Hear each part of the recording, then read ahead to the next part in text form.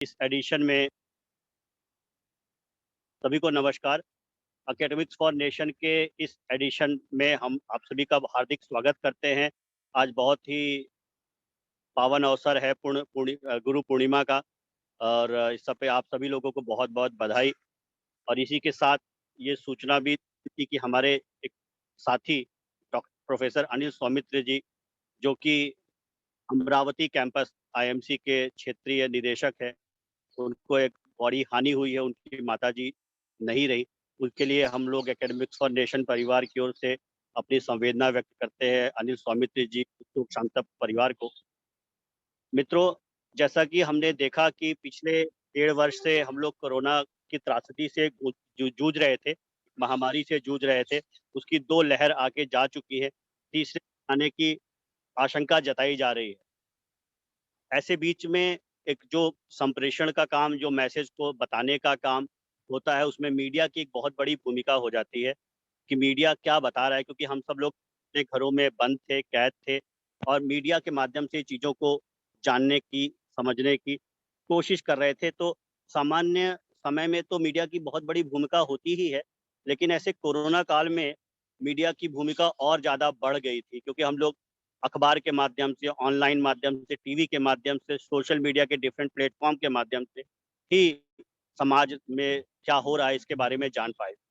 तो इस नाते पिछले 1.5 साल में मीडिया में क्या कुछ हो गुजरा, मीडिया ने कैसे चीज़ों को कवर किया, मीडिया को हम सब लोगों ने कैसे देखा, हमारे जीवन में मीडिया का स्थान कैसे घटा या बढ़ा, इन सारे अ, आयामों पर चर्चा करने के लिए एक बहुत ही अच्छा पैनल हमारे साथ है। जिन्होंने उस पैनल में ऐसे लोग हैं जिन्होंने सिर्फ मीडिया में अपने विभिन्न माध्यम में, चाहे टीवी हो, अखबार हो, ऑनलाइन हो, सिर्फ उस पे ही काम नहीं किया, बल्कि उसके अध्येता भी हैं। यानी कि रोज की रिपोर्टिंग भी की है और साथ में उस पे बड़ी शोध भी किए हैं। हमारे बीच में आज प्रोफेसर संजय द्विवेदी जी हैं। संजय द्विवेदी जी, जो कि जिन्होंने अखबारों में पहले काम किया, दैनिक भास्कर, नवभारत जैसे अखबार में आप संपादक रहे।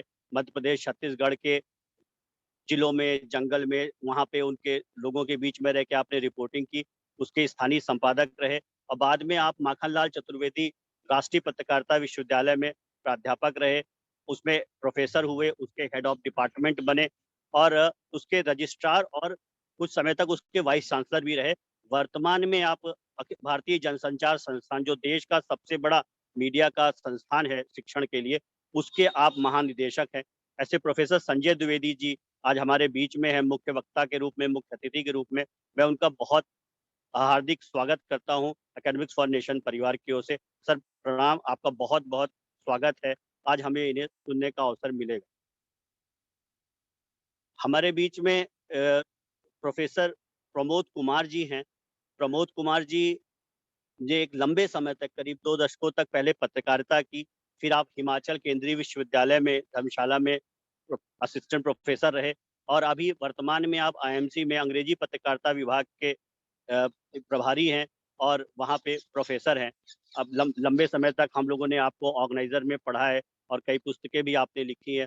आपका भी हार्दिक स्वागत है। आज विशिष्ट वक्ता के रूप में प्रोफेसर प्रमोद कुमार जी हमारे बीच में रहेंगे। और इस कार्यक्रम में, जिनकी अनुमति से हम लोग ये कार्यक्रम में, अभी कार्यक्रम को मैं संचालित कर रहा हूँ, प्रोफेसर कुमुद शर्मा मैम, जिनका नारी के विषय पे एक बहुत ही गूढ़ गहन अध्ययन है, और काफी लंबे समय तक, करीब 3 से ज्यादा दशकों तक आपने उन विषयों पे लगातार लिखती रही हैं। ऐसी प्रोफेसर कुमुद शर्मा जी, जो वर्तमान में दिल्ली विश्वविद्यालय के हिंदी विभाग में प्रोफेसर हैं, और साथ ही जो अनुवाद का एक दिल्ली विश्वविद्यालय का एक बड़ा केंद्र चलता है, हिंदी भाषा का क्रियान्वयन निदेशालय, उसकी आप क्या कहते हैं, निदेशक हैं।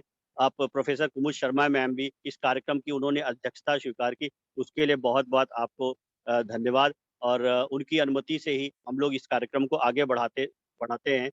और जैसा कि मैं अभी चर्चा कर रहा था कि जो हमारे तीनों ही वक्ता हैं, उन्होंने ना सिर्फ जमीन पे बल्कि शोध के क्षेत्र में भी मीडिया की भूमिका को अन्य अन्य विभिन्न स्तरों पे समझा है। तो इस कड़ी को आगे बढ़ाते हुए सबसे पहले मैं आग्रह करूंगा प्रोफेसर प्रमोद कुमार जी को। उसका कारण ये है कि आईएमसी के महानिदेशक प्रोफेसर संजय द्विवेदी जी के मार्गदर्शन में प्रोफेसर प्रमोद कुमार जी ने एक बड़ा शोध पिछले हफ्तों किया, जिसमें कि कोरोना के दौरान मीडिया की भूमिका और उसमें भी खासकर कि पश्चिमी मीडिया की क्या भूमिका रही, ऐसा शोध आईएमसी के महानिदेशक प्रोफेसर संजय द्विवेदी जी के मार्गदर्शन में और इनके निर्देशन में, प्रोफेसर प्रमोद कुमार जी के निर्देशन में हुई। तो वो उसके बारे में विशेष रूप से आप चर्चा करेंगे और मीडिया की भूमिका कोरोना काल में क्या रही, इस पे तो वो चर्चा करेंगे।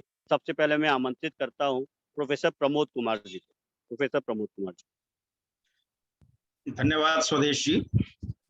आज एकेडमिक फाउंडेशन के माध्यम से हम सबको ये अवसर प्रदान किया आपने कि हम मिल बैठकर एक महत्वपूर्ण विषय पर चर्चा करें।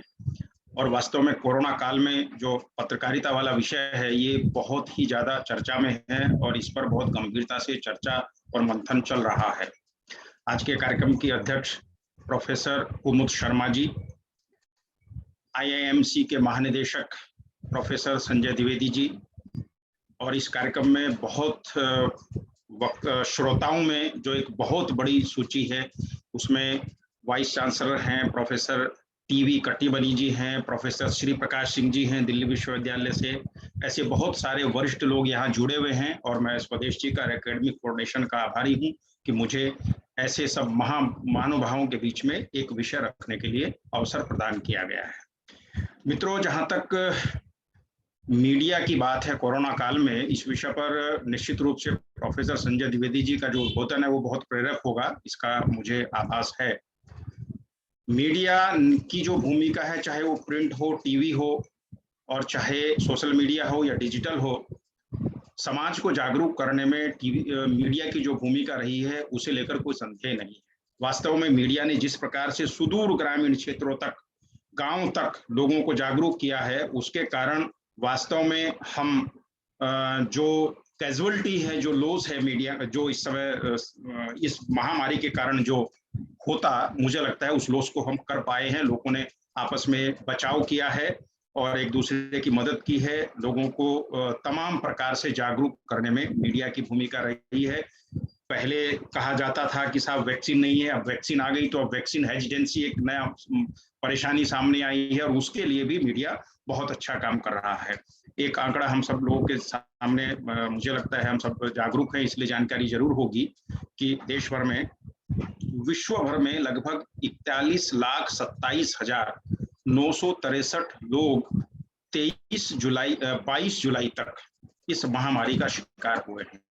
और भारत की अगर बात करें तो भारत में ये आंकड़ा 4,18,000 से ऊपर है 22 जुलाई तक।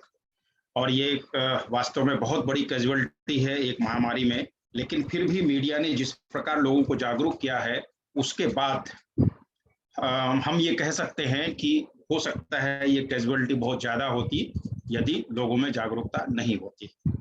अभी वैक्सीन का विषय चल रहा है, दुनिया भर में 20 से ज्यादा वैक्सीन को अनुमति मिली है। भारत में 4 वैक्सीन को आईसीएमआर ने अनुमति दी है। उनका जो पूरे देश भर में वैक्सीनेशन चल रहा है उसमें लगभग 42 करोड़ से ज्यादा लोगों को वैक्सीनेशन भारत में हो चुका है। ये आंकड़ा मैं इसलिए आपके सामने रख रहा हूं, 42 करोड़। जब हम वैक्सीनेशन को लेकर भारत के मीडिया में खबरें पढ़ते हैं तो हमें एक अलग दृश्य दिखाई देता है, लेकिन जब इसे ही लेकर जब हम फॉरेन मीडिया में पढ़ते हैं तो फॉरेन मीडिया में चीजें एकदम अलग नजर आती हैं। वहां ऐसा लगता है कि भारत ना महामारी को संभाल पाया है और ना अपने लोगों की जान बचाने के लिए वैक्सीनेशन ठीक से कर पाया है। यदि आप भारत में रहते हुए फॉरेन मीडिया, खासतौर से पश्चिमी मीडिया पर नजर डालें और उन अखबारों का आप लगातार पढ़ते रहें तो आपको निश्चित रूप से एक ऐसा घृणा और नफरत का भाव आपके मन में पैदा होगा कि भारत में हो क्या रहा है। ये बात मैं इसलिए कह रहा हूं कि फॉरेन यानी वेस्टर्न मीडिया को पढ़ने के बाद जो हमारे भारतीय विदेशों में रह रहे हैं, जो भारतवंशी है, उनके मन में इसी प्रकार का भाव दिख रहा है। मेरी बहुत सारे एनआरआई से बात हुई है और जब उनसे बातचीत शुरू करते हैं तो वो बातचीत एक ऐसे भाव से शुरू करते हैं कि भारत में चीजें संभल नहीं रही हैं। अगर कोई एनआरआई भारत में आता है और भारत में आकर चीजों को स्वयं देखता है तो उसे एकदम विपरीत स्थिति नजर आती है। तो विदेशी मीडिया ने, खासतौर से पश्चिमी मीडिया ने जो ये सब चीजें शुरू की है, उसके कारण जो स्थिति है उस पर एक अध्ययन करने का भारतीय जनसंचार संस्थान ने निश्चय किया। हम सभी एकेडमिशियन हैं, बुद्धिजीवी है, अध्ययनशील व्यक्ति हैं, इसलिए अगर हम मान लो फॉरेन मीडिया की बात करें तो फॉरेन मीडिया का अध्ययन करना किसी भी एक संस्थान के लिए बहुत मुश्किल काम है। फॉरेन मीडिया मतलब कितने अखबारों को आप लेंगे, तो इसलिए हमने इस अध्ययन को डिलिमिट किया और डिलिमिट करके हमने तय किया कि हम इस अध्ययन को सिर्फ पश्चिमी मीडिया पर रखेंगे, वेस्टर्न मीडिया पर रखेंगे, और उसमें हमने 9 अखबार सेलेक्ट किए। इससे पहले एक छोटी सी जानकारी मैं आपको और देना चाहूंगा इस विषय पर आने से पहले। पश्चिमी मीडिया ने जो कवरेज प्रारंभ की थी मार्च 2020 में, 23 मार्च 2020 को गार्जियन में एक खबर छपती है जिसमें कहा गया, India will not be able to cope up with corona infections. This was the heading and this was the mindset. इस मानसिकता के साथ पश्चिमी मीडिया में जो कवरेज शुरू हुई वो वास्तव में लगभग यही मानसिकता जो उन्होंने एक भारत के बारे में एक धारणा बनाई है और जो चित्र पूरी दुनिया के सामने प्रस्तुत किया है, स्नेक चार्मर्स हैं, पुअर हैं और समझ नहीं है, इस प्रकार का जो भाव उनके मन में रहता है वो बार बार झलकता रहता है। हम सबको याद होगा कि 2014 में जब मंगलयान हमारा मार्स मिशन के बाद वहां पर एक कार्टून छपा न्यूयॉर्क टाइम्स में जिसमें दिखाया गया कि एक स्पेस में एलीट स्पेस क्लब है और उस क्लब में जो पश्चिम के लोग हैं वो बैठे हैं और बाहर एक धोती पहने, सिर पर पगड़ी बांधे और हाथ में गाय का रस्सा पकड़कर एक व्यक्ति उस एलीट क्लब में नॉक कर रहा है, दरवाजे पर नॉक कर रहा है। ये एक मानसिकता देखिए उनकी, भारत की इस उपलब्धि को भी उन्होंने किस प्रकार प्रस्तुत किया। हालांकि बाद में भारत के विरोध के बाद वो कार्टून उन्हें वापस लेना पड़ा। तो वो जो मानसिकता है वो मानसिकता कोविड के दौरान जो उन्होंने कवरेज की है वो भी झलकती रही। और अगर हम इसे एक सिस्टमैटिक जब अध्ययन हम कर रहे हैं तो एक चीज हमें ध्यान में आई है कि जिस मानसिकता से गार्जियन की 23 मार्च की जो खबर है उस मानसिकता से कवरेज होती रही, लेकिन बीच बीच में वो हमारे प्रयासों की प्रशंसा भी एक section of the western media करता था। मैं पश्चिमी मीडिया का मतलब पूरे मीडिया को दोषी नहीं ठहरा सकता, A section of the western media, हम इसकी बात कर रहे हैं। लेकिन सडनली जो 15 अगस्त 2020 को प्रधानमंत्री की स्पीच हुई उसमें उन्होंने जैसी घोषणा की कि भारत में 3 जो वैक्सीन हैं उस पर काम चल रहा है, तो सडनली वेस्टर्न मीडिया का जो रवैया था वो बहुत ज्यादा एंटी इंडिया हो जाता है और उसके बाद एक ऑर्गेनाइज्ड कैंपेन चलती है, चाहे उसे आप एजेंडा ड्रिवन कहिए और चाहे आप कुछ भी कहिए, लेकिन वो कैंपेन ऐसी चली जो दुराग्रह से ग्रस्त थी और भारत की हर चीज पर, हमारी जो कोविड को लेकर हम फाइट कर रहे थे, हमारी पूरी व्यवस्था पर सवाल खड़े किए गए। जो एक आप देखेंगे कि गंगा में जो लाशें बहाने की एक परंपरा बहुत पुरानी है जिसके लिए निराला जी ने 100 साल पहले कहा था कि गंगा लाशों से पटी पड़ी है। यानी एक बहुत पुरानी जो एक कुछ समुदायों में, कुछ लोगों में एक परंपरा है कि वो डेड बॉडी को गंगा में विसर्जित करते हैं। तो कुछ लोगों ने 4-5 साल पुरानी तस्वीरें लेकर, वीडियो फुटेज लेकर एक ऐसा अभियान चलाने का प्रयास किया। भारत के ही लोगों ने वो फुटेज दी थी, स्वाभाविक है। और उसके बाद जो अभियान चलाया गया कि इंडिया यानी टोटल फेलियर, हमारे वैक्सीनेशन पर सवाल उठाए गए, हमारी वैक्सीनेशन पर जो सवाल उठे उसके कारण WHO से हमारी कोविशील्ड जैसी वैक्सीन को अभी तक अप्रूवल नहीं मिली है। और विदेशों में जब भारतीय जाते हैं तो उसे लेकर तमाम तरह के सवाल होते हैं, फॉरेन ट्रेवल लोगों का मुश्किल हो गया है। तो ये सब जो तमाम प्रकार के सवाल थे उनमें, उन्हें ध्यान में रखकर हमने ये अध्ययन करना एक बार तय किया कि एक विधिवत अध्ययन से ही तथ्य सामने आते हैं। आज हम अगर मीडिया को, फॉरेन मीडिया को हम क्रिटिसाइज करने का मन में भाव आता है, क्या उसे लेकर तथ्य है हमारे पास, या हम गलत तरीके से फॉरेन मीडिया को टारगेट कर रहे हैं? ये एक मन में सवाल थे हमारे कई सारे, जिसे आधार मानकर हमने माननीय महानिदेशक प्रोफेसर संजय द्विवेदी जी के सानिध्य में, उनके मार्गदर्शन में यह अध्ययन प्रारंभ किया। और इस अध्ययन में हमने जो 9 अखबार सेलेक्ट किए हैं पश्चिम के, वो अखबार हैं the New York Times, the Wall Street Journal, Time, the Washington Post, the Daily Mail, the Telegraph, the Guardian, BBC, and the Financial Times. ये 9 अखबार हमने सेलेक्ट किए और ये 9 अखबार सेलेक्ट करने के बाद जो हमने अध्ययन प्रारंभ किया है, हम इन 9 सेलेक्टेड न्यूज़पेपर्स में कोविड, भारत में जो कोविड महामारी है उसकी कैंपेन से रिलेटेड जो भी कवरेज, नेगेटिव पॉजिटिव हम नहीं कर रहे, जो भी कवरेज चाहे वो न्यूज फॉर्म में है, चाहे न्यूज स्टोरी फॉर्म में है, आर्टिकल फॉर्म में है, ओपिनियन फॉर्म में है, फोटो के फॉर्म में है, जिस फॉर्म में भी वो न्यूज वहां पर आई है उसे हम इकट्ठा कर रहे हैं। और जो डेटा हम गैदर कर रहे हैं वो मार्च 2020 यानी मार्च 2020 से अप्रैल 2021 तक का डेटा हम गैदर कर रहे हैं। और अभी हम लगभग 300 से अधिक रिपोर्ट आर्टिकल्स हमारे पास आ गए हैं और जो हम इकट्ठा कर रहे हैं, हमारा अंदाजा ये है कि जब पूरा तथ्य हमारे सामने होंगे तो हमारे पास 550 से अधिक आर्टिकल्स इकट्ठे होंगे। वो प्रक्रिया मुझे लगता है 10-15 दिन में संपन्न हो जाएगी और उसके बाद हमने लगभग 20 वेरिएबल्स आइडेंटिफाई किए। एक अध्ययन में मतलब सिर्फ कंटेंट सामने आने से जानकारी नहीं आएगी, डिफरेंट वेरिएबल्स हमने आइडेंटिफाई किए हैं और उनके आधार पर फिर इस सबकी स्क्रीनिंग हो रही है और उसका अध्ययन हो रहा है। तो ये हमने किया है, लेकिन इसी बीच हमने 2 काम और किए हैं।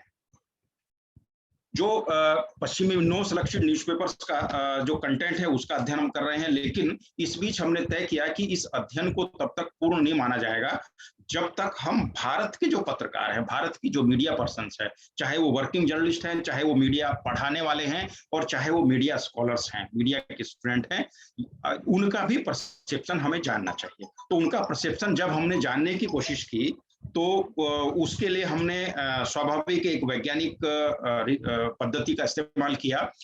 गूगल डॉक हमने एक ऑनलाइन सर्वे फॉर्म तैयार किया, उसमें हमने 15 सवाल रखे। डेमोग्राफिक इंफॉर्मेशन हमने जो ली 8-10 प्रकार की, उनकी आयु वर्ग, किस मीडिया से है, कौन सी लैंग्वेज है वगैरह वगैरह, मेल फीमेल, ये जो डेमोग्राफिक इंफॉर्मेशन है। इसके अलावा हमने 15 सवाल रखे, उसकी फाइंडिंग्स मैं आपके सामने प्रस्तुत कर रहा हूं और डिटेल में अगर कोई और जानकारी लेना चाहेंगे तो ले सकते हैं। हमने उस सैंपलिंग में टोटल हमारे पास लगभग 540 से ज्यादा रिस्पॉन्स आए थे और वो रिस्पॉन्स हमने ऐसा नहीं है कि कहीं कुछ पर्टिकुलर लोगों से हमने रिस्पॉन्स कराए हैं। जो मीडिया के अलग अलग मीडिया एजुकेटर्स के ग्रुप बने हुए हैं, वर्किंग जर्नलिस्ट के ग्रुप बने हुए हैं, हमने ऐसे लोगों को देश भर में वो लिंक गूगल डॉक का डिफरेंट व्हाट्सएप ग्रुप से हमने वो सर्कुलेट किया था, देश भर में किया था। और जब व्हाट्सएप ग्रुप में कोई लिंक सर्कुलेट होता है तो फिर ये नहीं कह सकते कि एक खास वर्ग के लोगों से, खास सोच के लोगों से और खास क्षेत्र और भाषा भाषी लोगों से वो सैंपलिंग की गई है। हमारे पास जो इंफॉर्मेशन, जो डेटा आया है वो पूरे देश से आया है, अधिकतर भाषाओं से आया है, सभी क्षेत्रों से आया है। तो उसमें 529 टोटल लोगों की ओपिनियन हमने काउंट किया, 529। उसमें 82% ऑफ द रेस्पोंडेंट्स, 529 की जो हमारी सैंपलिंग है उसमें 82% लोगों का कहना है कि जो पश्चिमी मीडिया में भारत की कवरेज हो रही है वो बैलेंस्ड नहीं है, ये उन लोगों ने कहा है। और उसमें जो 82% है उसमें मैं थोड़ा और आपको, क्योंकि आप सब अध्ययनशील व्यक्ति हैं, 46% ने कहा पार्शियली ऑथेंटिक है, 50% ने कहा कि फुल्ली बायस्ड है और मतलब कुल मिलाकर जो है ये 82% आंकड़ा है, जिसमें partially authentic, fully biased, inauthentic और पार्शियली बायस्ड, ऐसे करके ये 4-5 श्रेणी को जब हम इकट्ठा करते हैं तो ये आंकड़ा मैंने आपके सामने रखा है। इसके साथ ही टोटल सैंपलिंग में 69% रेस्पोंडेंट्स का कहना है कि जो पश्चिमी मीडिया ने कवरेज भारत को लेकर की, भारत में महामारी से फाइट करने किस प्रकार भारत कर रहा है उसे लेकर जो कवरेज की है, उससे उनका कहना है कि 69% लोगों ने कहा है कि भारत की इमेज विश्व भर में इससे नकारात्मक बनी है और 11% लोगों ने कहा कि नकारात्मक नहीं बनी है और बाकी लोगों ने अपनी ओपिनियन कोई व्यक्त नहीं की है। इसी के साथ 56% लोगों ने कहा है कि जो भारत में, जो भारतवंशी, जो NRIs या डायस्पोरा भारत से बाहर है, विदेशों में है, 56% लोगों का कहना था कि उसकी ओपिनियन भारत को लेकर उस कवरेज से प्रभावित हुई होगी, ऐसा उनका मानना है। और हालांकि 12% लोगों का कहना है कि उससे जो विदेशों में भारतीय रहते हैं उनकी ओपिनियन प्रभावित नहीं हुई होगी। 32% लोगों ने अपनी ओपिनियन इस पर एक्सप्रेस नहीं की है। जो हमारा स्टडी थी, टाइटल था study of the coverage of covid pandemic in India by western media, और आईएमसी के आउटरीच डिपार्टमेंट ने ये स्टडी की है जून 2021 में। 16 जून से 30 जून तक हमने इस पर रिस्पॉन्स एक्सेप्ट किए हैं। और इसमें जो एक हमने 15 सवाल उन्हें पूछे थे, उसमें एक सवाल ये था कि क्या जो वेस्टर्न मीडिया ने कवरेज की है क्या वो एजेंडा ड्रिवन है। तो 60% लोगों ने कहा कि वेस्टर्न मीडिया ने जो कवरेज की है वो एजेंडा ड्रिवन थी, यानी एक निश्चित पूर्व निर्धारित मानसिकता के साथ, और एक एजेंडा उनके दिमाग में था कि भारत की हमें ऐसी छवि प्रस्तुत करनी है। तो 60% लोगों का कहना है कि वो एजेंडा ड्रिवन थी। और इसमें हमने ये जो सवाल पूछा था उसमें 5 ऑप्शन हमने दिए थे, स्ट्रांगली एग्री, एग्री, डिसएग्री, वो कांट से, और स्ट्रांगली डिसएग्री, वो वाला जो पैटर्न है उस पर हमने सवाल पूछे थे। और उसमें इसमें कोई, देखिए पत्रकारिता में हम एक एथिक्स और बैलेंस्ड की बात करते हैं, यानी जो कवरेज होनी चाहिए वो बैलेंस्ड होनी चाहिए। 70% लोगों ने कहा है इस अध्ययन में कि जो पश्चिमी मीडिया ने कवरेज की है भारत के संबंध में वो अनबैलेंस्ड है। ये इसमें ये विषय रहा है। और इसके अलावा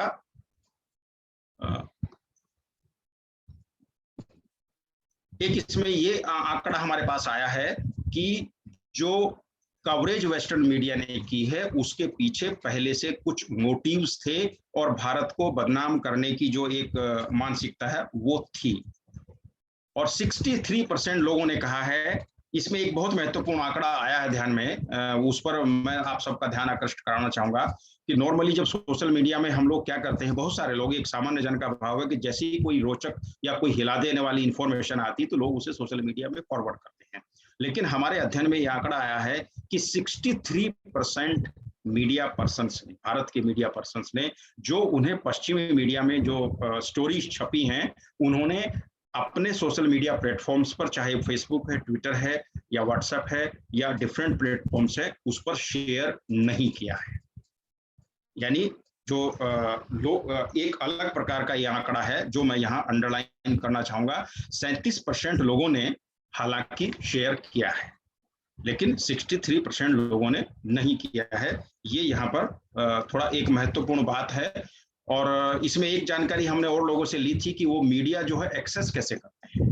सवाल ये है कि जो विदेशी या पश्चिमी मीडिया है वो उनके वेबसाइट पर जाकर ही उस अखबार को सब्सक्राइब करके पढ़ते हैं, या भारत में जो समाचार पत्रों में उससे रिलेटेड कवरेज होती है उससे वो परसेप्शन बनाते हैं, या सोशल मीडिया का, डिजिटल मीडिया में कोई इंफॉर्मेशन उनके पास कहीं से शेयर होकर आ गई या उससे वो धारणा बनाते हैं।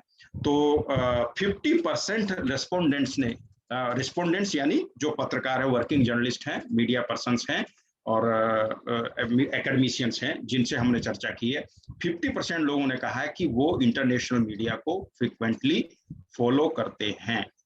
और उसमें 22% लोगों ने कहा है कि वो डायरेक्ट उन अखबारों को सब्सक्राइब करके उनकी वेबसाइट से पढ़ते हैं, 22% लोगों का। और 37 जो परसेंट लोग हैं, 33% लोगों ने कहा है कि वो भारतीय मीडिया में जो कवरेज होती है, विदेशी मीडिया की कवरेज, उसे कवरेज की, तो वो 33% उस माध्यम से उस जानकारी को गैदर करते हैं। और इसमें एक आंकड़ा हमने और लिया था कि जो डिजिटल मीडिया पर जो इंफॉर्मेशन वो गैदर करते हैं, तो उसमें 59% लोग पश्चिमी मीडिया से जुड़ी हुई खबरें गूगल न्यूज के माध्यम से प्राप्त करते हैं, 59%। और यूट्यूब और ट्विटर के माध्यम से 40% है, फेसबुक के माध्यम से 34% है, इंस्टाग्राम के माध्यम से 27% है। ऐसे लोग इंफॉर्मेशन ये गैदर करते हैं।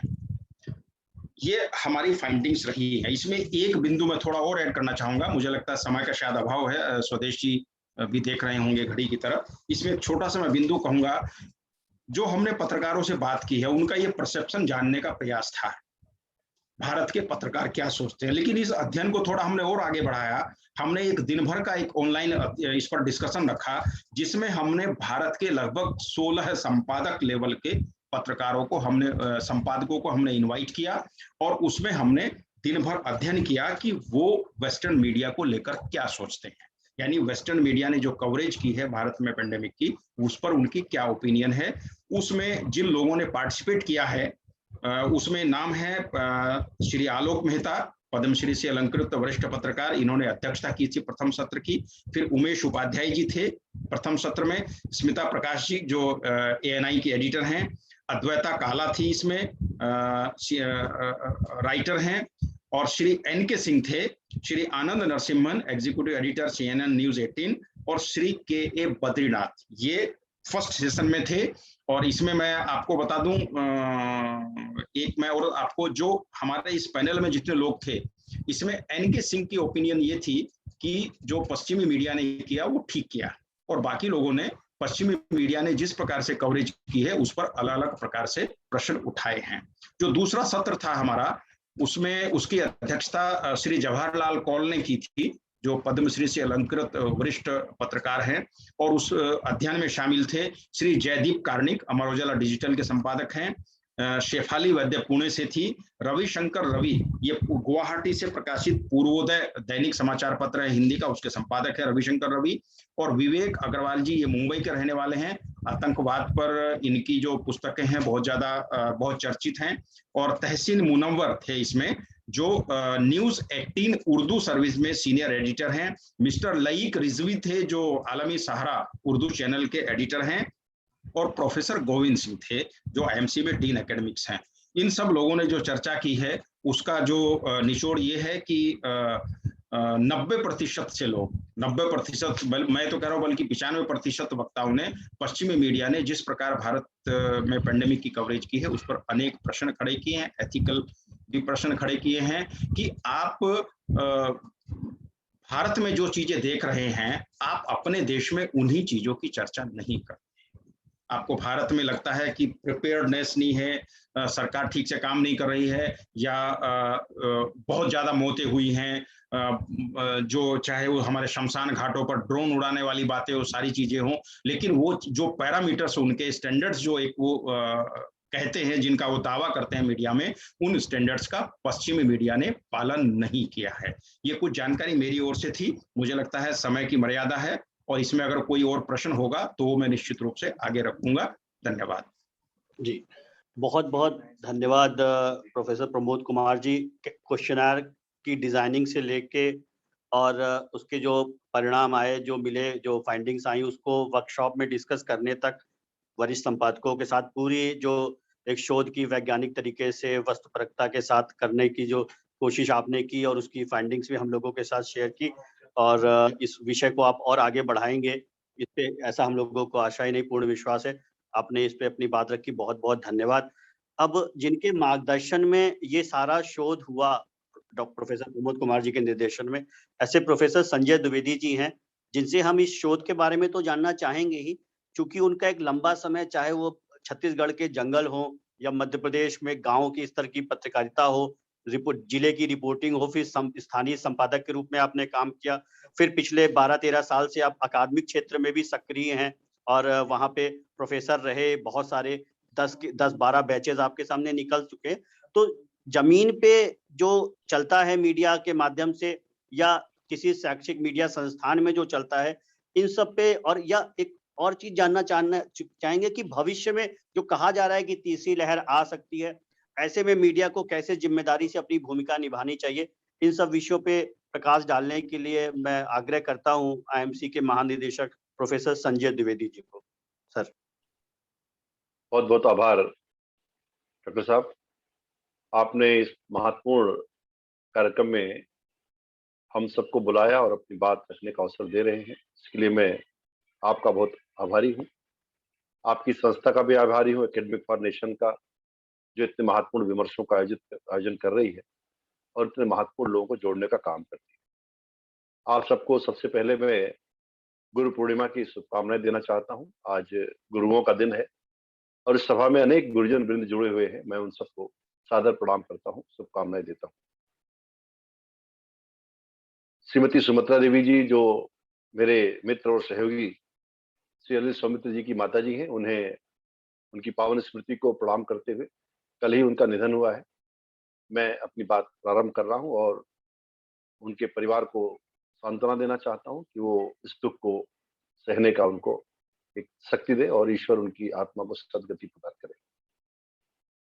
आज के इस कार्यक्रम की अध्यक्षता कर रही परमादरणीय प्रोफेसर, हिंदी के विद्वान प्रोफेसर कुमुद शर्मा जी, भारतीय जनसंचार संस्थान के मेरे सहयोगी, आज के इस विमर्श में उन्होंने बहुत सुंदर तरीके से अपनी बात रखी है, ऐसे आदरणीय प्रोफेसर प्रमोद कुमार जी, आदरणीय प्रोफेसर कट्टीमणि जी, डॉक्टर मनोज पटेरिया जी, आदरणीय श्री प्रकाश सिंह जी, आदरणीय गोविंद सिंह जी और इस सभा में उपस्थित सभी माननीय शिक्षकगण। कोरोना महामारी के कारण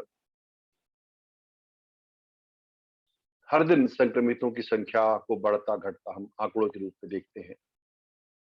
पूरे विश्व में इसको लेकर चिंताएं हैं कि वायरस कैसा है, इसकी प्रकृति क्या है, ये संक्रमण कब तक जारी रहेगा, इसका इलाज कब तक संभव है, इसको लेकर कब तक आशंकाएं बनी रहेंगी, चिंताएं बनी रहेंगी, क्या तीसरी लहर भी आ रही है।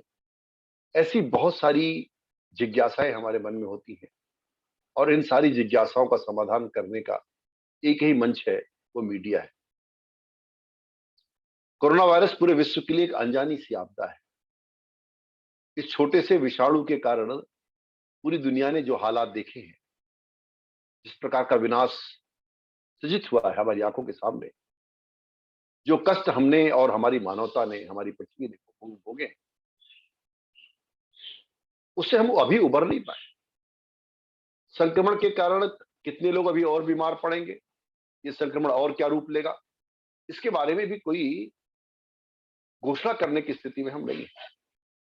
ये दौर कितना लंबा खींचेगा हम ये भी नहीं कह सकते। वर्ष 2020 की जब शुरुआत हुई थी, तभी हमें ये लगने लगा था कि अब आने वाला समय सामान्य नहीं होगा, हमें नए ढंग से जीने के रास्ते तलाशने पड़ेंगे। लाइफ के इस न्यू नॉर्मल के लिए ये बहुत जरूरी था कि हम इस वायरस के बारे में, उसके चरित्र के बारे में, इसके इलाज के बारे में जितना संभव हो सके जानकारी प्राप्त करें। और ऐसे में ये बहुत जरूरी था कि लोगों को सही सूचनाएं दी जाए, उनको सजग किया जाए, जिससे इस वायरस के विरुद्ध वे रणनीति अपना सकें। 21वीं सदी के इस सबसे जहरीले और कठिन वायरस के बारे में जन जागरण का जो दायित्व था वो मीडिया के कंधों पर था और मेरा मानना है कि भारतीय मीडिया ने अपने इस उत्तरदायित्व का बड़ी जिम्मेदारी के साथ निर्वहन किया।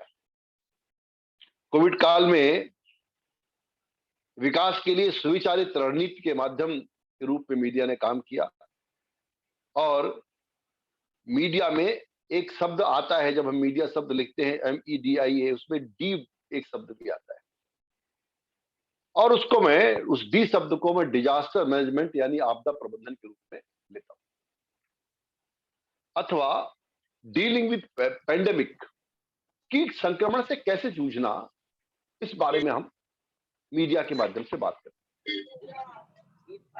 मीडिया जन सामान्य के सशक्तिकरण का माध्यम है और वर्तमान आपदा ने भी इस बात को साबित किया। अनिश्चितता और असमंजस के इस दौर में लोग कोरोना के बारे में सारी जानकारी पाना चाहते हैं। वर्ष 2020 से ही प्रिंट, इलेक्ट्रॉनिक, सोशल मीडिया में सब प्रकार की जानकारी उपलब्ध कराई जा रही है। इवन जो बिहेवियर मैनेजमेंट का एक बहुत बड़ा काम था, जिसमें हाथ धुलने की बात कही गई, सैनिटाइजर यूज करने की बात कही गई, साफ सफाई रखने की बात कही गई, चेहरे पर मास्क लगाने की बात की गई, ये बिहेवियर चेंज का जो मैनेजमेंट है, इस कम्युनिकेशन को भी बड़े अच्छे तरीके से सूचना को उपलब्ध कराना, लोगों को शिक्षित करना, इसमें मीडिया की बड़ी महत्वपूर्ण भूमिका रही। इस संक्रमण की खबर आने के बाद से ही मीडिया वहां से लेके आप देखेंगे WHO तक हर जगह, हर मोड़ पर मौजूद है। उसने हर सूचना से, हर दृष्टिकोण से लोगों को अवगत कराया, हर नए आयाम की सूचना दी है और विशेषज्ञों के विश्लेषण के माध्यम से लोगों को जागरूक किया है। मैं स्वयं प्रिंट मीडिया का बड़ा सावधान पाठक। कोरोना वायरस और महामारी से संबंधित खबरों को अखबार में जितना स्थान दिया गया, उतना तो युद्ध के समय युद्ध की रिपोर्टिंग को भी नहीं दिया गया। आज भी पूरे पूरे पृष्ठ, कई पृष्ठ कोरोना की सूचनाओं से भरे रहते हैं। इस महामारी के विषय में विश्लेषण एक अभियान के रूप में लोगों को परोसी गई। प्रिंट और इलेक्ट्रॉनिक मीडिया में आज भी मास्क पहनने के बारे में, हाथ धोने के बारे में, भीड़ से बचने के बारे में, शारीरिक दूरी का पालन करने के बारे में अभियान चल रहे हैं। प्रवासी मजदूर और समाज के दुर्बल वर्गों की स्थिति के बारे में टेलीविजन की जो रिपोर्ट्स थी, उसने समाज में जो व्याप्त असमानता है उसके बारे में भी हमारा ध्यान आकर्षित किया, लोगों की संवेदनाओं को झकझोरने का काम किया। सोशल मीडिया का चरित्र इस मामले में बिल्कुल अलग है। हालांकि सोशल मीडिया ने लॉकडाउन के दौरान लोगों से संपर्क और संवाद कायम रखने में बहुत मदद की। सोशल मीडिया का एक पक्ष यह भी है कि संक्रमण के दौरान कई अप्रामाणिक सूचनाएं, सनसनीखेज सूचनाएं भी उसने स्प्रेड करने का काम किया। मेरा मानना है कि इंटरनेट का प्रयोग करने वाले नेटिजन्स की, जो भी नेटिजन उस पर है, उनकी जिम्मेदारी है कि वो प्रामाणिक सूचना ही प्रसारित करें। हमेशा मानना है हम सबका कि जो प्रामाणिक सूचनाएं होती हैं वो आपको ताकतवर बनाती हैं, आपके एम्पावरमेंट का काम करती हैं, आपके सशक्तिकरण का काम करती हैं। और अप्रामाणिक जो सूचनाएं हैं वो अवांछनीय परिणामों को जन्म देती है। संकट का समय हमेशा ही ऐसा दौर माना जाता रहा है जब अफवाहों और षड्यंत्र के सिद्धांतों का बोलबाला होता है, लोगों के पास पुख्ता जानकारियां कम होती है और भय और आशंकाएं बहुत ज्यादा होती है। ऐसे में वे कई तथ्यहीन चीजों पर भरोसा करने में भी सफल हो जाते हैं, और ये सब हमने कोरोना महामारी के दौरान देखा। अभी जो हमने कार्यक्रम आईएमसी में आयोजित किया, उसमें आदरणीय उमानिश उपाध्याय जी ने बहुत बड़ा वाक्य बोला। उन्होंने कहा कि लोग तन के कोरोना से उतना नहीं मरे जितना मन के कोरोना से मरे। यानी कि कहीं ना कहीं हमारी जिम्मेदारी है कि हम समाज को संबल देने का काम करें, समाज में भय का विस्तार न करें।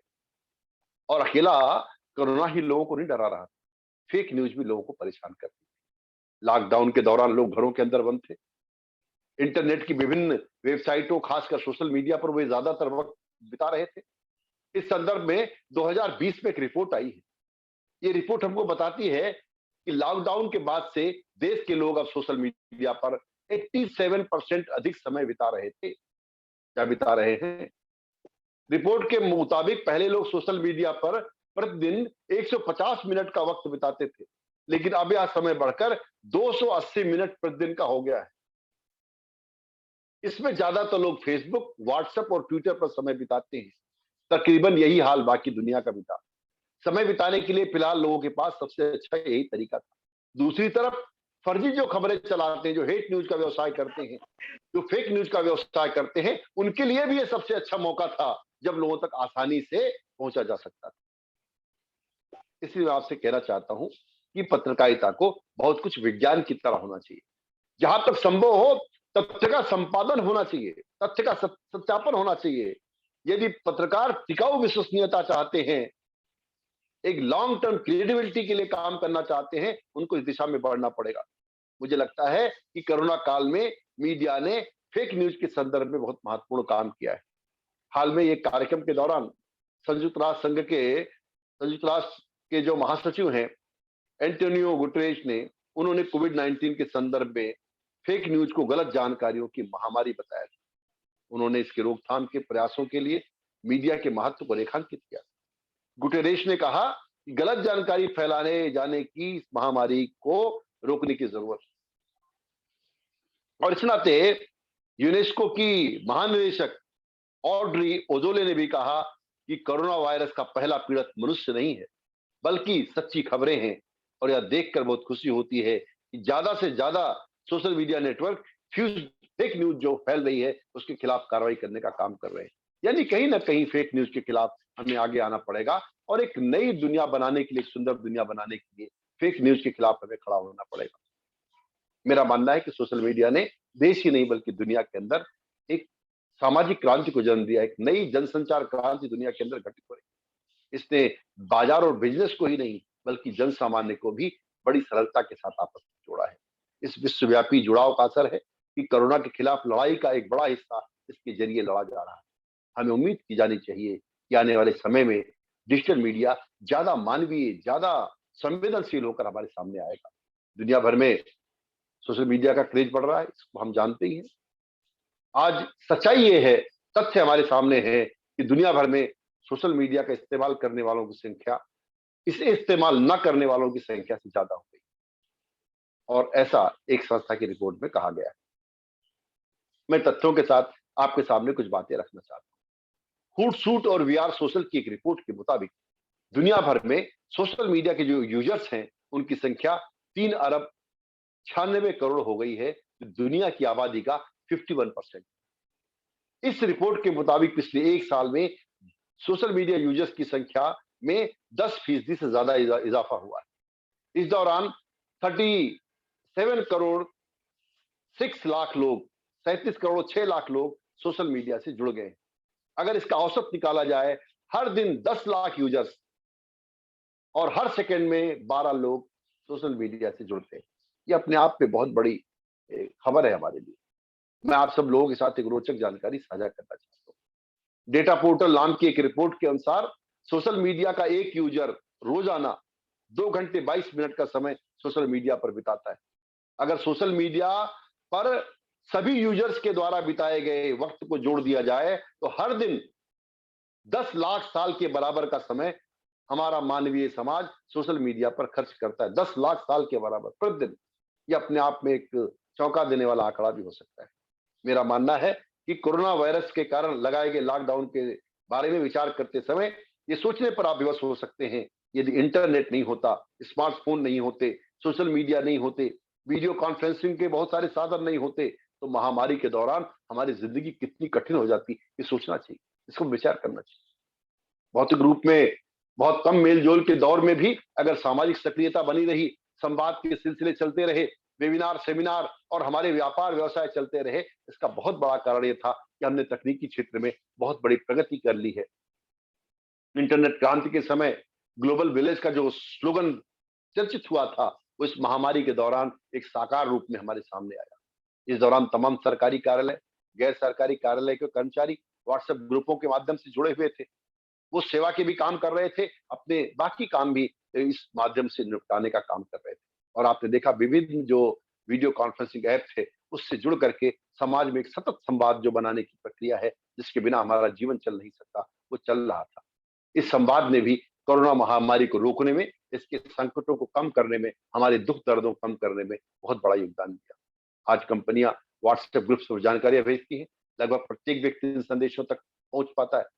कभी कभी हल्के फुल्के अंदाज में भेजे गए संदेश हैं, वो भी कोरोना से बचाने में हमारी मदद करते हैं। पिछले दिनों माइक्रोसॉफ्ट ने अपने कर्मचारियों को कोरोना से बचने के लिए हिंदी में एक संदेश भेजा। माइक्रोसॉफ्ट ने एक दोहा भेजा हिंदी में लिखा, हाथ मिलाने से बचें, रहें भीड़ से दूर, कोरोना से जंग में सजग रहें भरपूर। आप देखिए कि एक विदेशी कंपनी वह भी अपने कर्मचारियों को किस तरह से एक दूसरे देश की भाषा में जागृत करने का काम कर रही है। तो इस नाते हम ये देखते हैं, संक्रमण के विरुद्ध जो हमारा इतना बड़ा अभियान चला, इसमें केंद्र और राज्य की सरकारों ने बहुत महत्वपूर्ण अदा की। रोगियों की बढ़ती हुई संख्या, संक्रमण के रुझान, उसे रोकने की रणनीति, उपचार की पद्धति, प्रोटोकॉल, दवाएं, अस्पताल, बिस्तर, पीपीई किट्स की उपलब्धता, वैक्सीन की प्रगति, दुर्बल वर्गों की सहायता के तमाम सारे जो कार्यक्रम थे, वे मीडिया के माध्यम से लोगों तक पहुंच रहे थे। ये सारी चीजें हमने अपने साथ देखी हैं, और इस नाते जो हमारी तकनीक की प्रगति हुई है, जो एक डिजिटल मीडिया के माध्यम से हमें एक मदद मिली है, उसका भी हमें कहीं ना कहीं मीडिया का एक सतर्क और सही इस्तेमाल करने का अवसर करा। मीडिया ने नियमित रूप से विशेषज्ञों को बुलाया, अपने चैनलों के माध्यम से, पोर्टल्स के माध्यम से जन जागृति का काम किया। तमाम स्वास्थ्य सरोकार की कहानियां, उसके माध्यम से लोगों को संबल देने का काम किया। जो एक अवसाद था, जो एक निराशा थी समाज के अंदर, जो एक जड़ता पड़ी हुई थी, उसको तोड़ने का काम किया। हम जानते हैं मनुष्य की जो मूल वृत्ति है वह आनंद है, सामाजिक ताना बाना है। कोरोना काल ने इसी पर हमला किया। लोगों का मिलना जुलना, पार्टियां, होटल, धार्मिक स्थल, पर्व और त्योहार, मॉल और सिनेमा हॉल सब सुने हो गए थे। समाज ऐसे दृश्यों का व्यस्त नहीं था। ऐसे में मीडिया माध्यमों ने उसे तरह तरह से प्रेरित किया और मुस्कुराने का अवसर दिया। प्रवासी मजदूरों की पीड़ा हो, उनके कष्ट हो, उनको उजागर करने में पत्रकारों ने महत्वपूर्ण भूमिका निभाई। कई तो इस दौरान संक्रमित भी हो गए। बड़ी संख्या में डॉक्टर्स के साथ साथ पत्रकारों की भी मृत्यु हुई और पत्रकार अपनी सेवा करते हुए इस दौरान मृत्यु को प्राप्त हुए। उन मीडिया कर्मियों को आज के इस अवसर पर मैं आप सबके तरफ से भी, अपनी ओर से भी श्रद्धांजलि अर्पित करना चाहता हूँ। मीडिया कर्मी कोरोना के विरुद्ध इस अभियान में अग्रणी योद्धा रहे। मीडिया पर भी यह आपदा टूटी, लेकिन वो इस अभियान में लगा रहा। हमारे तमाम प्रसिद्ध पत्रकार और एंकर भी इस दौरान हमारे बीच नहीं रहे, जिसमें रोहित सरदाना जी का नाम बड़ा ही चमकदार चेहरा हिंदी पत्रकारिता का है। ऐसे में काफी नुकसान समाज का हुआ है, मीडिया का भी भारी नुकसान हुआ है। अर्थव्यवस्था संकुचित हो जाने के नाते एड रेवेन्यू भी मीडिया का काफी घटा है। बड़ी संख्या में मीडिया कर्मियों की नौकरियां गई, उनके वेतन में कटौती हुई। तो मुझे लगता है कहीं ना कहीं मीडिया ने भी अपने हिस्से का जो संघर्ष था, दर्द था, वो भी सहा है, समाज ने तो सहा ही है। इस दौरान जो है मीडिया ने महामारी के सामाजिक और आर्थिक प्रभाव को रिकॉर्ड करने का भी काम कहा। मेरा मानना है मानव इतिहास में महामारी के इस दौर का जब प्रामाणिक इतिहास लिखा जाएगा, तब जरूर मीडिया के पन्ने पलटे जाएंगे। ये इतिहास में दस्तावेज के रूप में दर्ज हो चुके हैं। मीडिया महामारी के विभिन्न पहलुओं पर प्रकाश डालते हुए उसके प्रबंधन पर तथ्यात्मक और विश्लेषणात्मक दस्तावेज आने शुरू हुए हैं, जो सरकार को भविष्य की नीतियां बनाने के लिए महत्वपूर्ण भूमिका निभाएंगे। मुझे लगता है जब हम भविष्य में इस महामारी से संबद्ध प्रासंगिक मुद्दों को उठाने के लिए विश्लेषणात्मक लेखों और मीडिया रिपोर्ट्स कोई प्रमुख संदर्भों के रूप में इस्तेमाल करेंगे, मेरा मानना है मीडिया ने अपनी भूमिका को बहुत अच्छे तरीके से निर्वहन किया। पर जो बात प्रमोद जी ने उठाई वह भी एक चिंता का विषय है कि जो विदेश का मीडिया है वह अपने देश के बारे में इस तरह की बातें नहीं करता, पर जब हिंदुस्तान की तरफ उसकी देखने की दृष्टि होती है, तीसरी दुनिया की तरफ वो देखने की तरफ बढ़ते हैं, तो अलग तरीके से दिखते हैं। उसका कारण सिर्फ ये नहीं है कि हम वो जो है हमारे साथ एक गलत बयानी कर रहे हैं या गलत खबरें लगा। उसका सबसे बड़ा कारण है कि वो कभी हमें अपने बराबर उठने का दर्जा नहीं देते। वो आज भी हमें मानते हैं कि हम उनसे बहुत नीचे हैं। वो जो रेसिज्म की जो भावना है, रंग भेद की जो भावना है, वो दूर नहीं होती। ये कहना बड़ा सामान्य सरलीकरण इस बात का है कि उन्होंने गलत रिपोर्टिंग की या नकारात्मक रिपोर्टिंग की। पश्चिम मीडिया में नकारात्मक होना कोई बुरी बात नहीं है, वहां नकारात्मकता एक मूल्य की तरह शामिल है। पश्चिम मीडिया की पुस्तकों में हमने ये पढ़ा है, आदमी कुत्ते को काटे तो समाचार है, कुत्ता आदमी को काट ले तो समाचार नहीं है। यानी निगेटिविटी, जो नकारात्मकता है, वहां एक मूल्य की तरह पत्रकारिता में शामिल है। हम अगर कहते हैं, जैसे प्रमोद जी ने जो अभी आंकड़े रखे आपके सामने, प्रमोद जी कहते हैं कि आप नकारात्मक हैं, वो कहेंगे बिल्कुल हम शौक से नकारात्मक हैं। आपको क्या प्रॉब्लम है? आप अपनी व्यवस्थाएं ठीक करिए। हम नकारात्मकता, हमारे यहाँ मूल्य की तरह सब कुछ अच्छा होगा तो छापना हमारा काम नहीं है। उनकी किताबों में लिखा हुआ है कि जो कुछ सरकार बताती है वो सब कुछ विज्ञापन है, और जो कुछ सरकार छिपाती है वही खबर है। ये लिखा गया है। इस नाते वो नकारात्मकता के आरोप से डरने वाले नहीं है। ये मैं आपसे कहना चाहता हूं बड़ी विनम्रता पूर्वक विद्वानों के बीच में। पर ये नकारात्मकता भर का मामला नहीं है, ये मामला रंग भेद का है, ये मामला इंसान को बराबर ना मानने का है, ये मामला एक हिंदुस्तानी की मौत और अमेरिकन की मौत में अंतर करने का है। इसको आपको समझना पड़ेगा। एक हिंदुस्तानी, किसी जमीन पर किसी हिंदुस्तानी का खून बहता है, उसका अलग वैल्यू है। एक अमेरिकन का खून बहता है, एक ब्रिटिश का खून बहता है, उसका मतलब अलग। इसको आपको समझना पड़ेगा। आप देखिए पाकिस्तान से हमारे रिश्ते कैसे थे। पाकिस्तान हमारे साथ कब से छल कर रहा था, पर जब बंबई के अंदर हमले होते हैं और ओबेरॉय होटल से लेकर ताज होटलों में कुछ अमेरिकन मार दिए जाते हैं, उस दिन अमेरिका ने मान लिया कि पाकिस्तान भी अत्याचार करता है और पाकिस्तान भारत में छुप करके वार करता है। तब तक नहीं मानते। इस बात को आपको समझना पड़ेगा। ये रेसिज्म की जो भावना है बहुत गहरी उनके अंदर। हम उनकी नजर में मनुष्य ही नहीं है। वो कभी आपको बराबरी का दर्जा दे नहीं सकते। पहले जो चरण में जिस तरह से भारत ने अपनी व्यवस्थाओं को संभाला, उस पर पूरी दुनिया हैरत में थी। हिंदुस्तान की सरकार दुनिया को वैक्सीन बांट सकती है, इस बारे में भरोसा नहीं करते थे। एक ऐसा देश अपनी खुद की दो वैक्सीन बना लेगा, इस पर उनको भरोसा नहीं है। इसलिए उन्होंने दूसरे दौर में जब उनको अवसर मिला तो उन्होंने आपदा में अवसर उठाया और कहा कि साहब सिर्फ हम नहीं, जिस अमेरिका में 6 लाख लोग मर गए, जिस अमेरिका में हजारों लाशें पड़ी रही फ्यूनरल के लिए, उस अमेरिका ने उन पन्नों का उल्लेख नहीं किया। उस अमेरिका ने हिंदुस्तान के अस्पताल, हिंदुस्तान के श्मशान पर ड्रोन उड़ाने शुरू किए। ये आपको इसका विचार करना पड़ेगा क्यों होता है।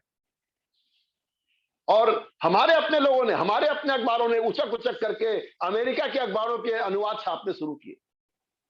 मैं किसी अखबार का नाम लेना नहीं चाह रहा, पर वहां के अखबारों में जो छपा है उन अखबारों को उल्लेख करके ऐसा वहां छपा है इसलिए हिंदुस्तान गड़बड़ है।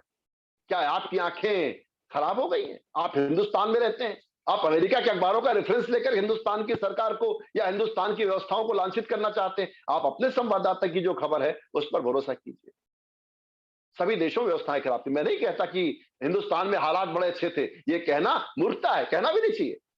हालात जैसे भी थे, पर जो हालात अमेरिका के अंदर थे, जो हालात ब्रिटेन के अंदर थे, जो हालात इटली के अंदर थे, क्या उन हालात को उसी तरह से कवर किया गया जैसे हिंदुस्तान के बारे में आप कवर कर रहे थे?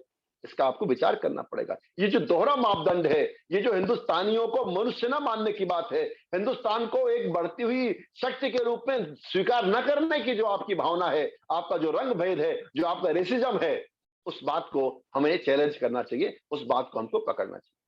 क्योंकि अकेली चीज है जिससे ये थोड़ा सा डरते हैं जब उन पर रंग भेद का आरोप लगता है, जब मनुष्य मनुष्य में भेद करने की जो एक भावना उनके अंदर है उस पर जब हम सवाल उठाते हैं, वो नकारात्मकता के कहने से उनको कोई फर्क नहीं पड़ता कि ये ठीक है हम नकारात्मक है, आप अच्छी बात है, हम तो नकारात्मक हैं। उनको नकारात्मकता का गर्व है पर वो रंग भेद का आरोप नहीं ले सकते। ये मैं आपसे कहना चाहता हूं।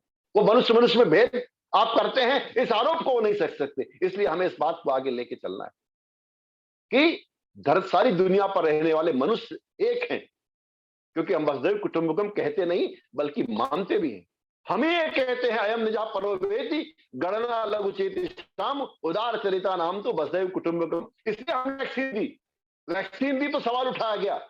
वैक्सीन हमें लगती है, किसी ब्राजील के इंसान को लगती है, एक इंसान की जान बचती है। और जब हमने समावेशी विचार स्वीकार किया है, सबको भाई माना इस वसुधा पे, सब बसने वाले हमारे भाई हैं, तो जरूर हिंदुस्तान को अपनी वैक्सीन, अपनी दवाएं लोगों को देनी चाहिए। और आपने देखा इस नाते जब हमारे ऊपर भी संकट आया, हमारे ऊपर मुसीबत आई, बहुत छोटे छोटे देशों ने अपनी जिनकी भी जितनी जो स्थिति थी उसमें हिंदुस्तान की मदद के लिए खड़े हुए। ये हिंदुस्तान का एक बदलता हुआ चेहरा है। भारत के प्रधानमंत्री ने जिस प्रकार अपनी जनसंपर्क कौशल से, अपने संवाद कौशल के माध्यम से दुनिया के लोगों को एक सूत्र में जोड़ने का काम किया है, उससे हिंदुस्तान की एक नई प्रकार की शक्ति खड़ी हुई है।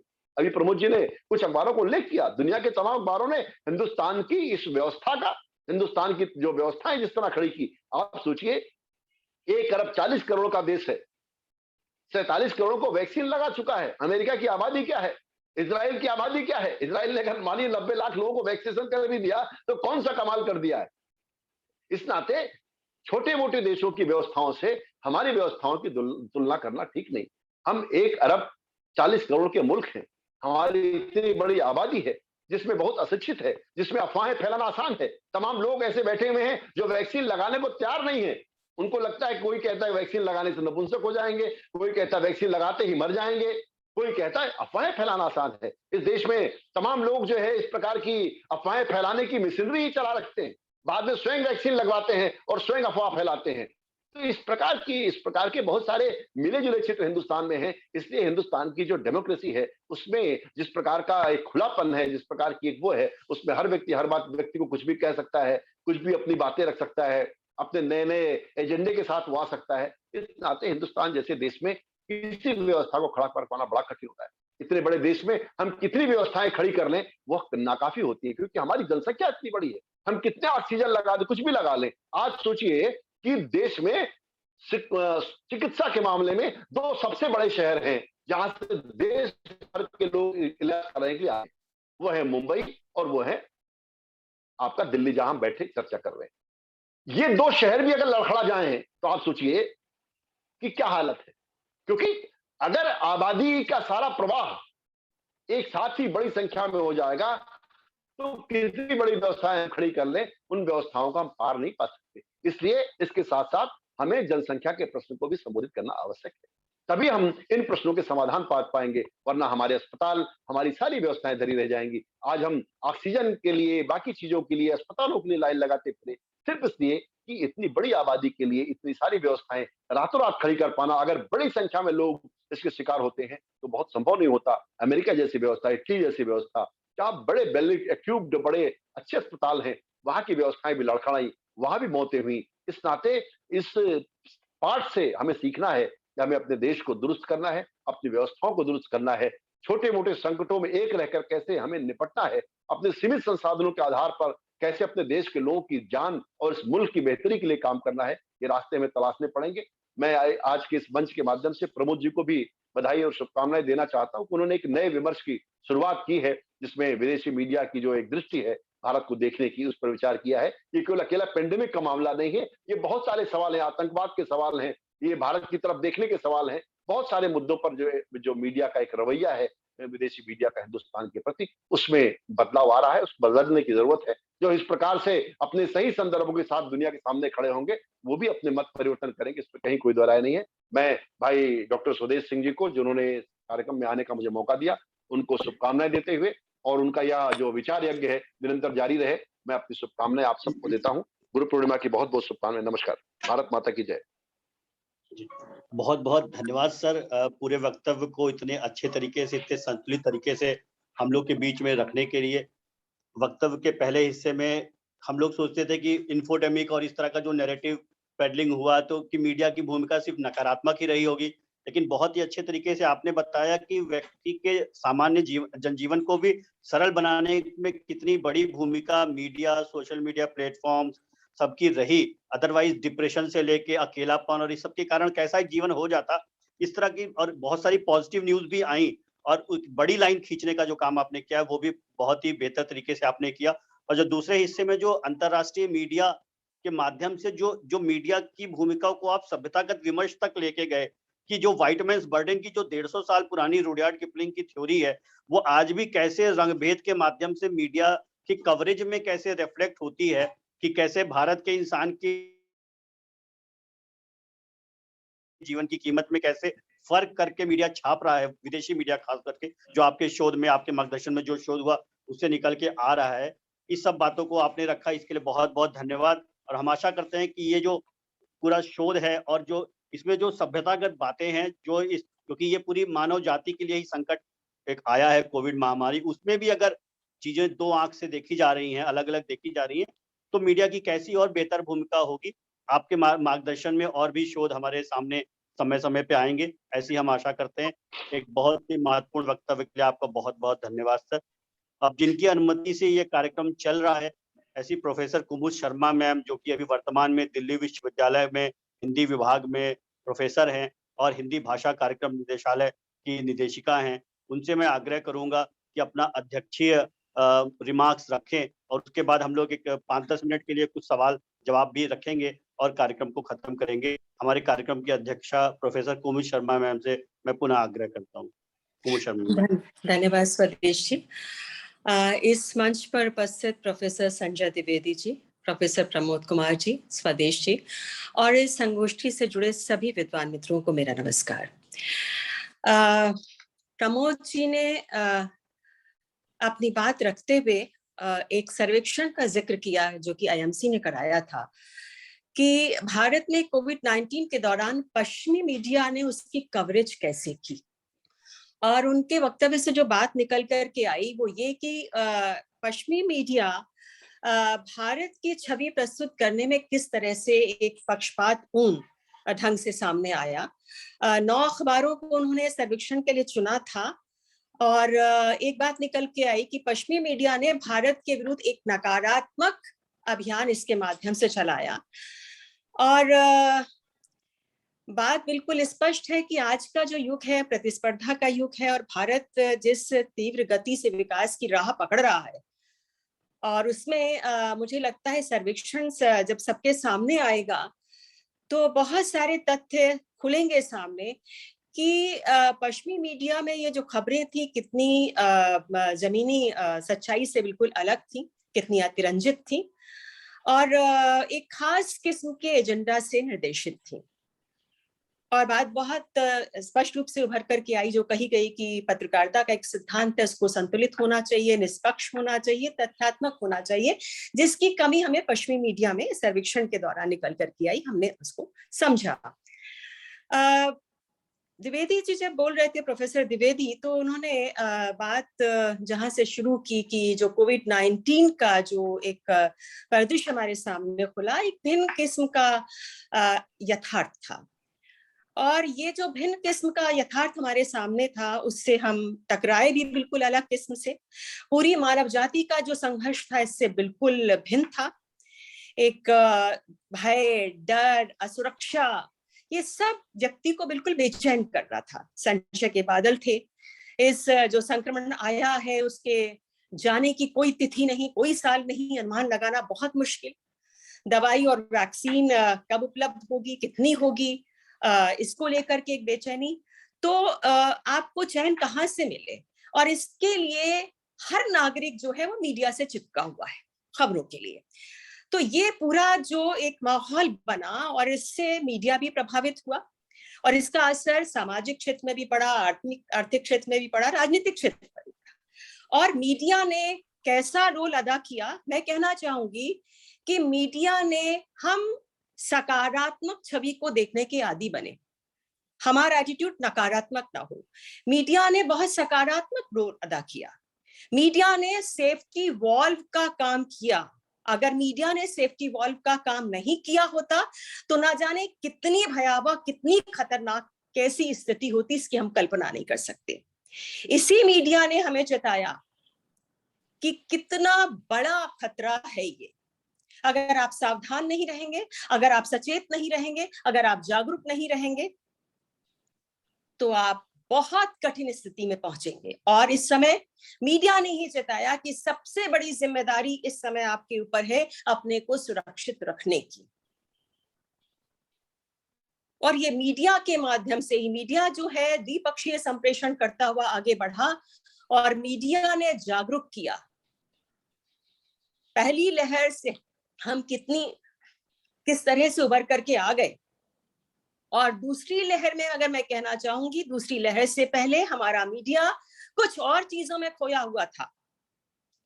उसके तमाम जो है निहितार्थ अलग थे।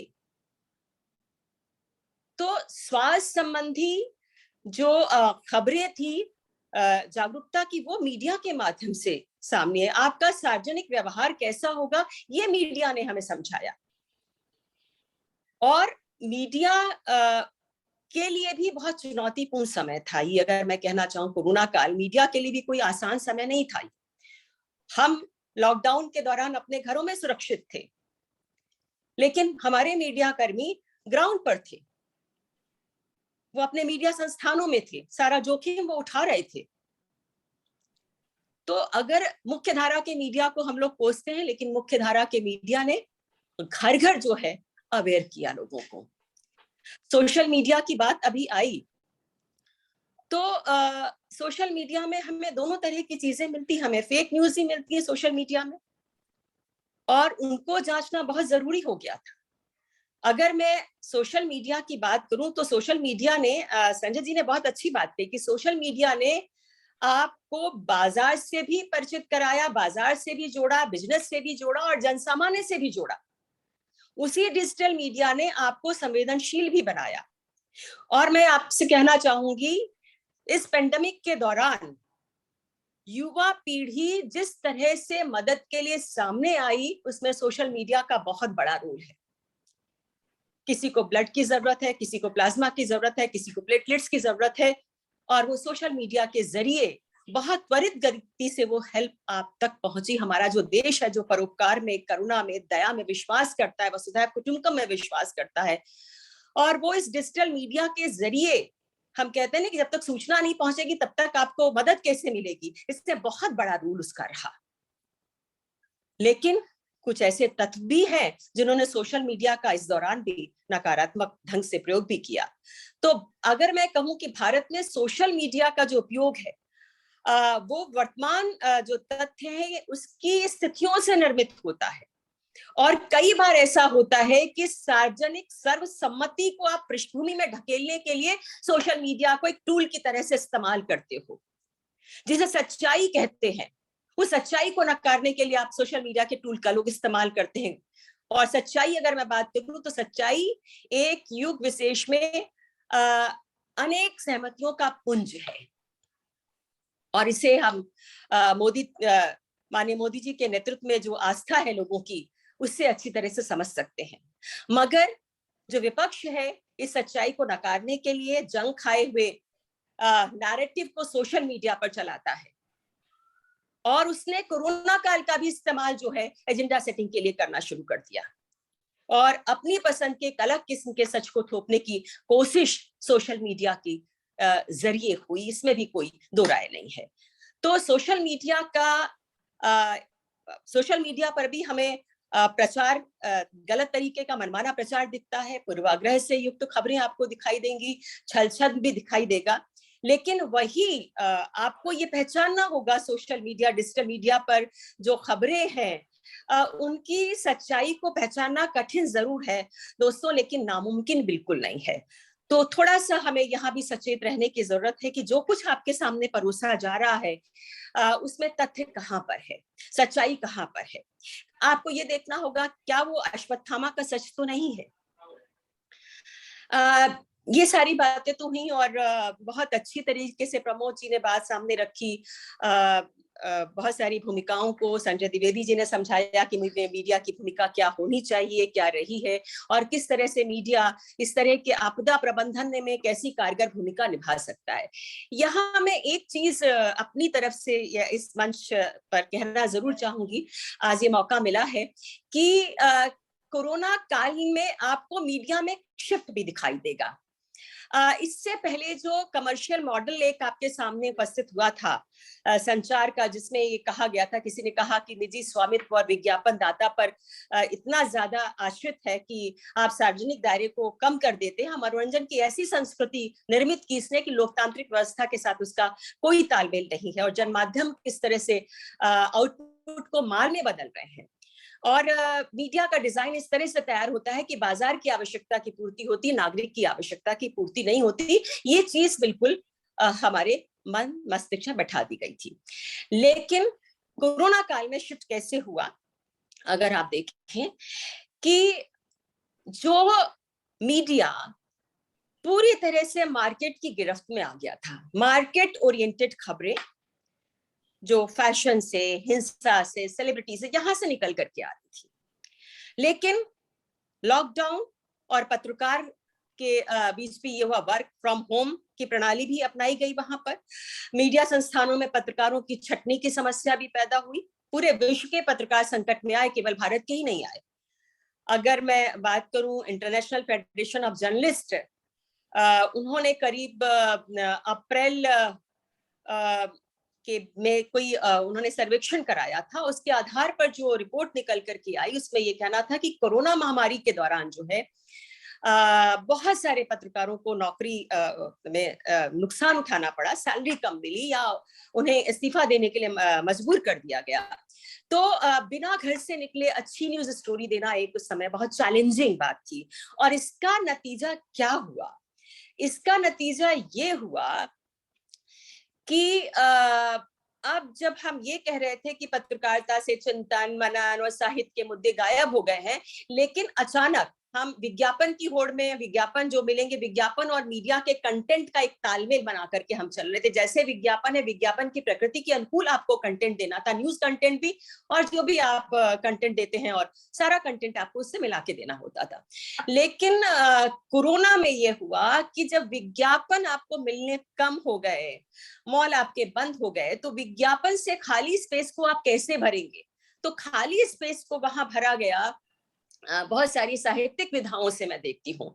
और रिपोर्ट, पत्रकारिता के परिदृश्य में आप देखें तो रिपोर्ट की जगह रिपोर्टाज का प्रचलन हो गया। और अगर मैं कहूँ कि रिपोर्ट जो है, रिपोर्टाज जो है, रिपोर्ट बहुत तथ्यात्मक होती है, लेकिन रिपोर्टाज जो है वो एक कलात्मक रूप है। तो सूचनाएं आई, लेकिन बहुत प्रभावशाली ढंग से उसके संप्रेषण का तरीका बदल गया। घटना प्रधान जो आपके पास जो रिपोर्ट है उसमें कथा तत्व को मिला करके रिपोर्टाज की शैली में प्रस्तुत किया गया। और वैसे अगर आप देखें इतिहास में जाकर के, तो रिपोर्टाज का जन्म ही द्वितीय विश्व युद्ध के समय हुआ था। तो कोरोना के काल के दौरान पत्रकारों ने खबरों का जो स्वरूप है उसकी परंपरा का अतिक्रमण भी किया, गैर पारंपरिक ढंग से उसका कवरेज किया।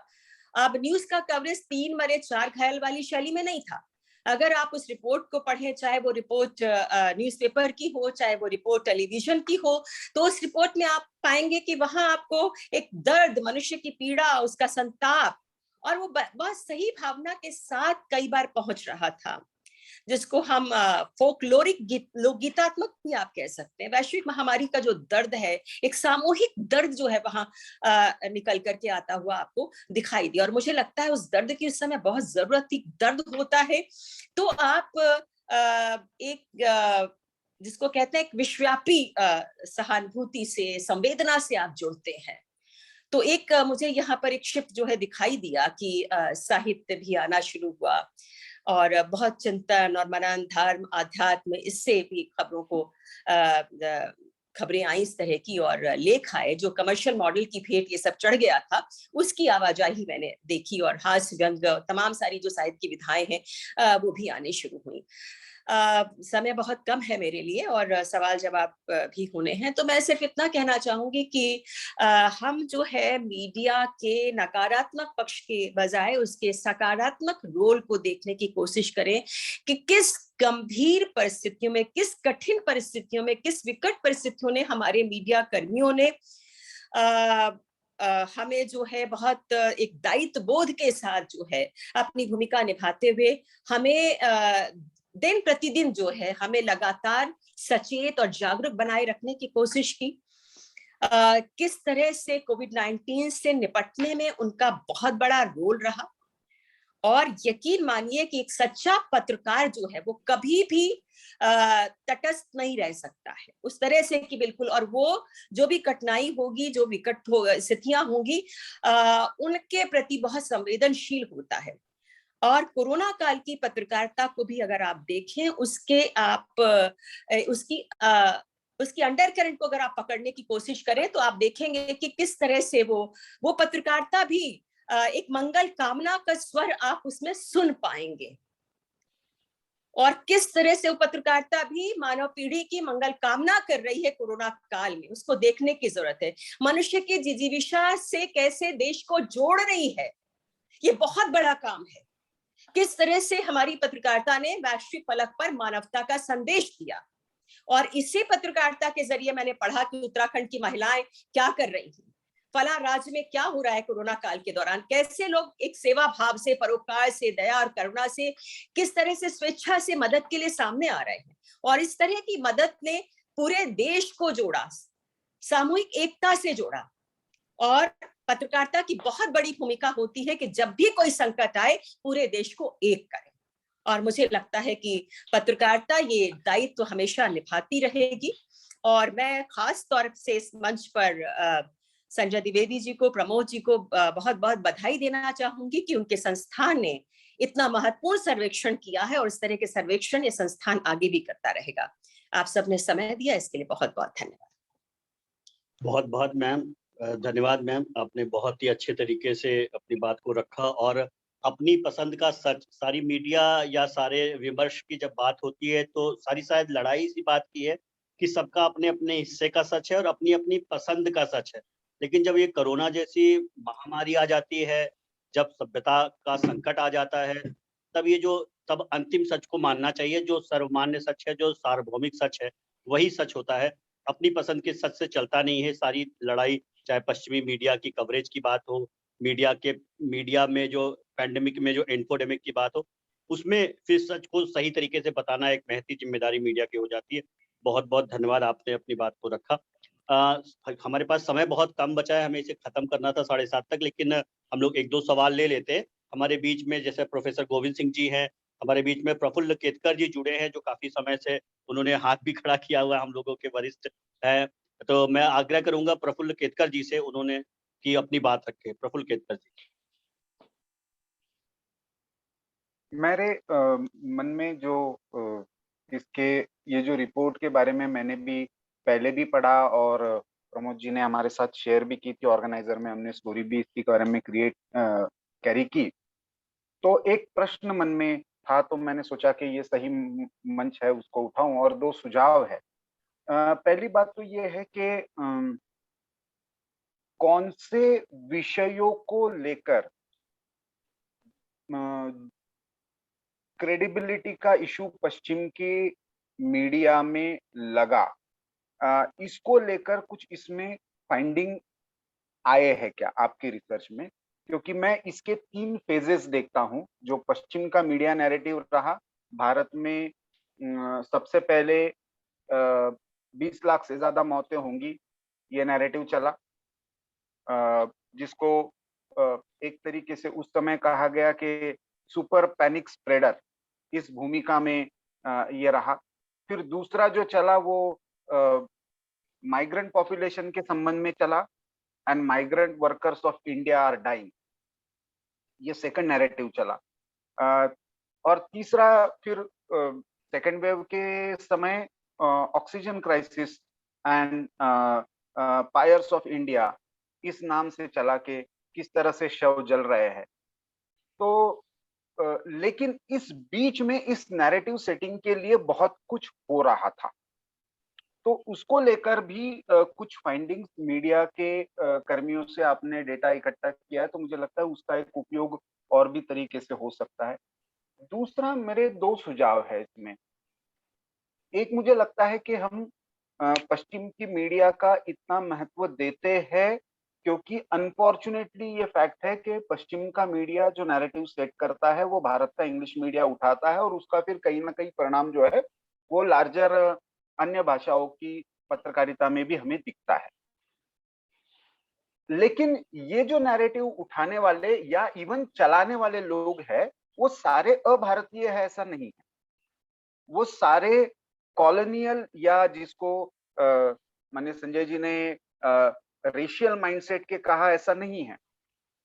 भारत में रहकर भारत के विरोध में एजेंडा चलाने वालों का इसमें बहुत बड़ा हाथ है, बल्कि बहुत सारे पश्चिम के पत्रकारों को भारत की भारतीय दृष्टि की समझ ही नहीं होती, इस कारण से ये समस्या और भी बढ़ जाती है। जैसे मैं 2-3 सीधे नाम लूंगा, संजय जी को वो जिस पद पर है उसकी गरिमा रखने के लिए वो आवश्यक है, पत्रकार और संपादक होने के नाते मैं वो नाम जरूर लूंगा।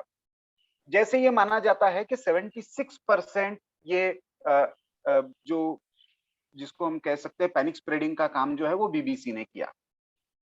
लेकिन केवल बीबीसी ने किया क्या? बीबीसी का अपना एजेंडा हो सकता है, बीबीसी का अपना ब्रांड है, लेकिन गीता पांडे का उसमें जो रोल है वो कम हो जाता है क्या?